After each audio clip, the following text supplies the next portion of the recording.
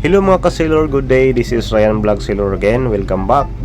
Kung baguhan ka pa lang dito sa channel ko, baka pwede makahingi ng kunting suporta sa pag-subscribe ng aking YouTube channel at pakiclick na rin sa notification bell para ma-update kayo sa aking mga video. For this video is maglilinis tayo ng burner ng ating boiler. This is Ryan Vlog Sailor. Please don't forget to like and share and subscribe of my YouTube channel, Ryan Vlog Sailor.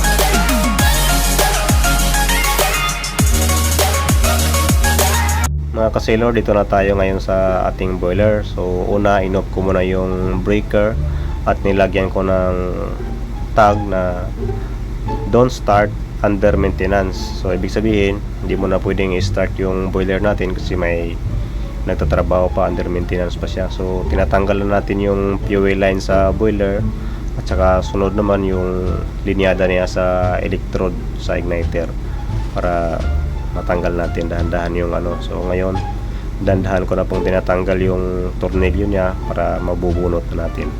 Ang problema pala ng boiler natin mga ka-sailor is lagi siyang nag-misfire dahil medyo matagal-tagal ko rin na hindi nalinisan kasi na-busy kami dito sa baba, marami kaming ginagawa.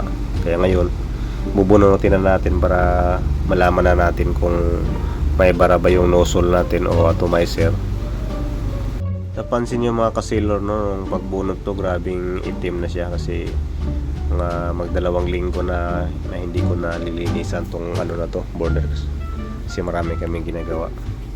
So ang gagamitin ko ngayon sa paglilinis itong ano, W40, pero pwede naman na diesel itong gagamitin, pero mas komportable ako na ito yung gagamitin ko kasi ang sa pagtatrabaho kasi kung saan ka mas komportable doon ka, kasi meron kasing mga bagay na hindi tayo komportable tapos lalong tumatagal yung trabaho.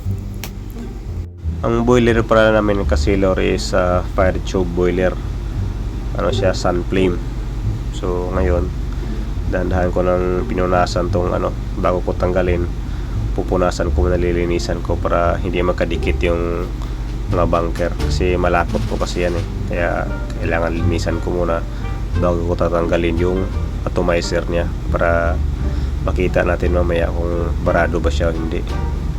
Kaya dandahan natin nilinisan. Pero yung electrode pala niyan mga ka-sailor, may tamang sukat pala yan, kaya hindi ko na lang tinatanggal kasi okay naman siya. Ang linilisan ko lang itong ano lang niya, border, kasi nagme-misfire. Tuloy-tuloy ko lang pinunasan mga ka-sailor para maging malinis.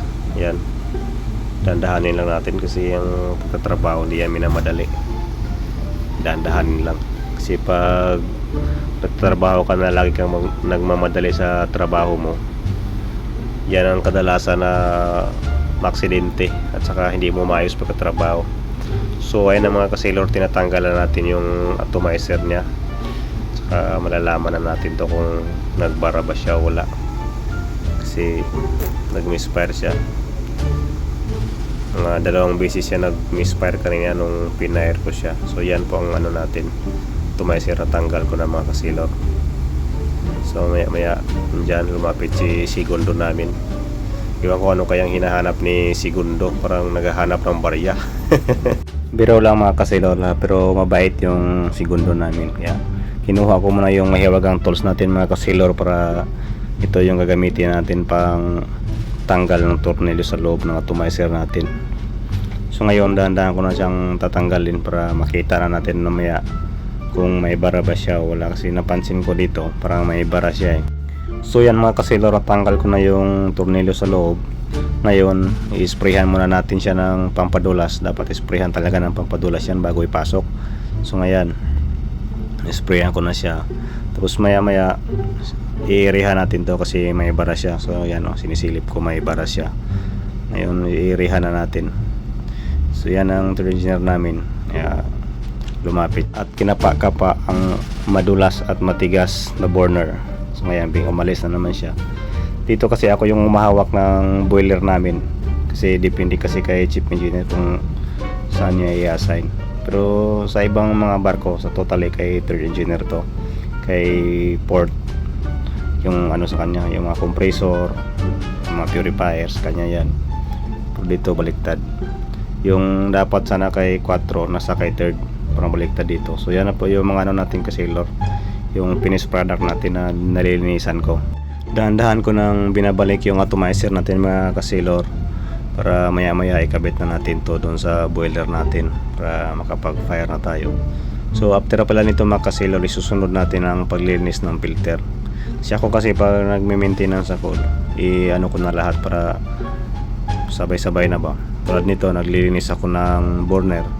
So maya maya nito, isusunod ko naman ang paglilinis ng filter sa boiler para malinis talaga siya. Para kasi pag useless kasi pag malinis yung burner mo, tapos yung filter mo is madumi, ganun pa rin mangyari, magmi-misfire pa rin siya.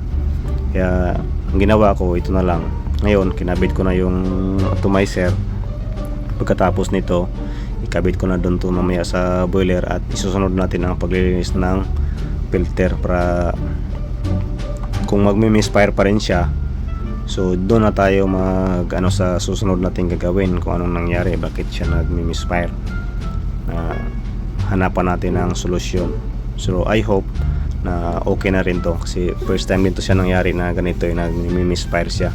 Kasi dahan-dahan ko na hinigpitan yung atomizer natin para makabit na natin ito mamaya. Hindi ko lang siya masyadong hinigpitan mga kasailor para hindi masisira yung thread dyan sa loob ng ano niya, FO circulating. Kasi pag todo higpit ka pa rin, kahit na-reach na yung tamang higpit ng ano natin, may tendency na masisira yung thread dyan sa loob ng FO circulating. Kasi yung FO circulating na yan, tanso lang yan, bilis lang yan masira. So yan mga kasailor, malapit na matapos. Maya maya ikabit na natin doon mamaya sa boiler natin para matapos na. Kasi marami pa akong gagawin mamaya mga kasailor. So ngayon okay na, ibabalik ko na to siya dito. Yan, kita nyo kasailor, sobrang linis na. Ngayon dahan-dahan ko na pinapasok sa butas mga kasailor para hindi mabigla. Kasi yung basta mga butas talaga, pagpapasukin yan, dahan-dahanin lang talaga yan, hindi mo bibiglain. Kasi pag binibigla mo yan, masisira yung mo. Ganyan lang yan, pero biro lang yan kasailor ha. Baka magalit na naman kayo sa akin. Dahan-dahan ko lang siyang pinapasok ngayon. Binabalik ko na yung mga niya, butterfly nut sa boiler. Tapos mamaya testing natin ito mamaya. Grabe, parang seryoso masyado yung natin dyan, tagahawak ng cameraman natin. Yung napatingin ako sa sa mukha ko, parang ang pugi ko pala dito. Tapos nakalimutan ko pala na may lahi pala kaming mga pugi, pero wala sa dugo namin yung mga kapugian. Baka naswertihan lang sa akin.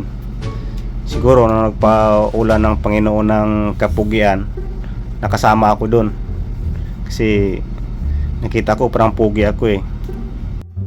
Ngayon dahan-dahan ko na pong binabalik yung lahat ng mga tinatanggal ko, ibabalik ko na. Tapos tingin-tingin ako sa mukha ko, parang ang pugi ko dito.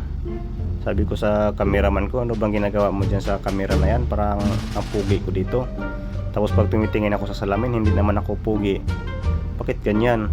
Pero alam nyo, mayroon talagang pagkakatao na minsan pugi tayo, mayroon din minsan na pangit.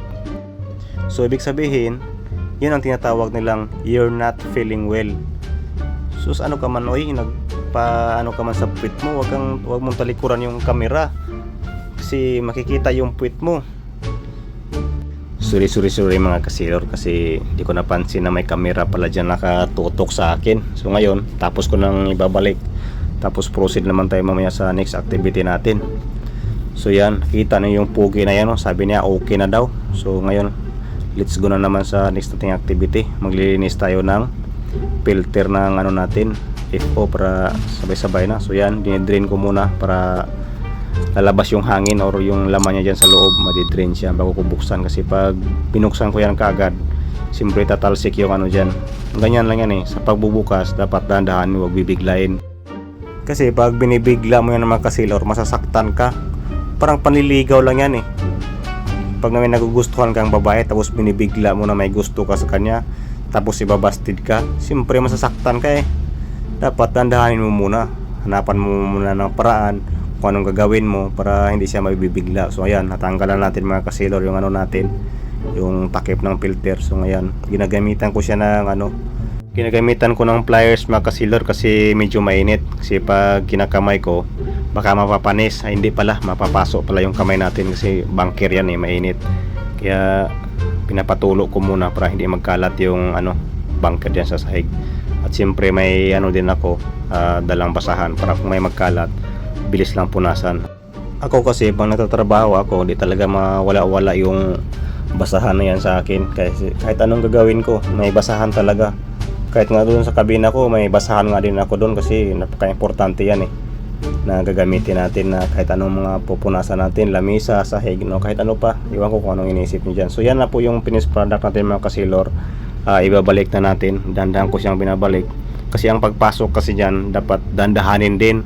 Huwag mong bibiglain. Kasi pag binibigla mo naman na bigla mo ipasok yan, siyempre aapaw yan. At masasaktan ka naman uli. Yan, ganyan. So dahan-dahanin lang natin para slowly, sabi nila slowly but surely. Yan, dahan-dahan ko na siyang hinihigpitan para makapag-pyra tayo mga kasilor.